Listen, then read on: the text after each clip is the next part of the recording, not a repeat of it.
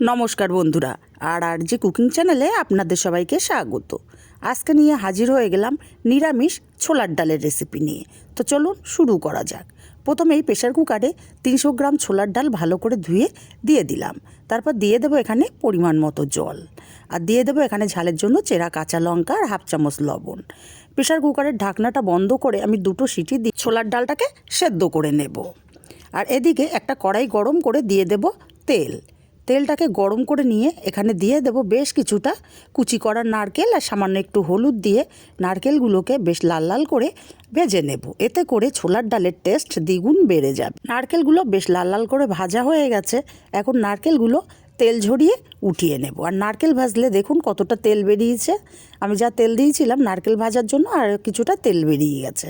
নারকেলগুলো উঠিয়ে নিয়ে এই তেলের মধ্যে 2টো শুকনো লঙ্কা ছিঁড়ে দিলাম, আর দিলাম একটা তেজপাতা, হাফ চামচ গোটা জিরে। ফোড়নটাকে কয়েক সেকেন্ড ভেজে নিয়ে মিষ্টি গন্ধ বেরোলে দিয়ে দিলাম গ্রেট করা আদা 1 চামচ পরিমাণে। আদাটাকে একটু লাল লাল করে ভেজে নিয়ে সেদ্ধ করা ছোলার ডালটা দিয়ে দিলাম। একটু নাড়াচাড়া করে মিশিয়ে দিয়ে তারপরে আমি প্রেশার কুকারটা ধুয়ে অল্প পরিমাণে জল এখানে দিয়ে দেব, কারণ ডালটা এখনও ফুটবে। আবার একটু নাড়াচাড়া করে দেব।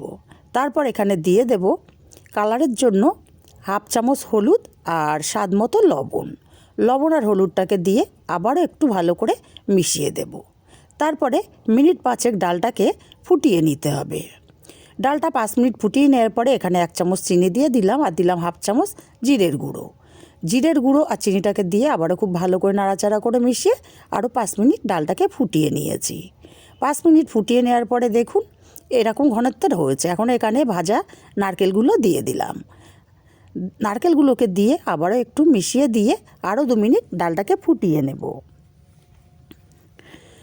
ডালটাকে 2 মিনিট ফুটিয়ে নেওয়ার পর দেখুন এই ঘনত্বের এসছে। এর চেয়ে আমি আর বেশি ঘন করব না, কারণ ছোলার ডাল ঠান্ডা হলে অনেকটাই ঘন হয়ে যায়। আমি এখন এখানে দিয়ে দেব সামান্য একটু শাহি গরম মশলার গুঁড়ো আর 1 চামচ ঘি আর গরম মশলাটাকে দিয়ে খুব ভালো করে নাড়াচাড়া করে মিশিয়ে নেব। এই নিরামিষ ছোলার ডাল লুচি, রুটি, পরোটা সব কিছুর সাথেই অসাধারণ লাগে, এমনকি গরম গরম ভাতের সাথেও দারুণ লাগে। নামিয়ে নেওয়ার পরে ঠান্ডা হওয়ার পরে দেখুন ডালটা কতটা ঘন হয়ে গেছে। রেসিপিটা কেমন লাগলো কমেন্ট করে জানাতে ভুলবেন না। ভালো লাগলে একটা লাইক দিতে ভুলবেন না।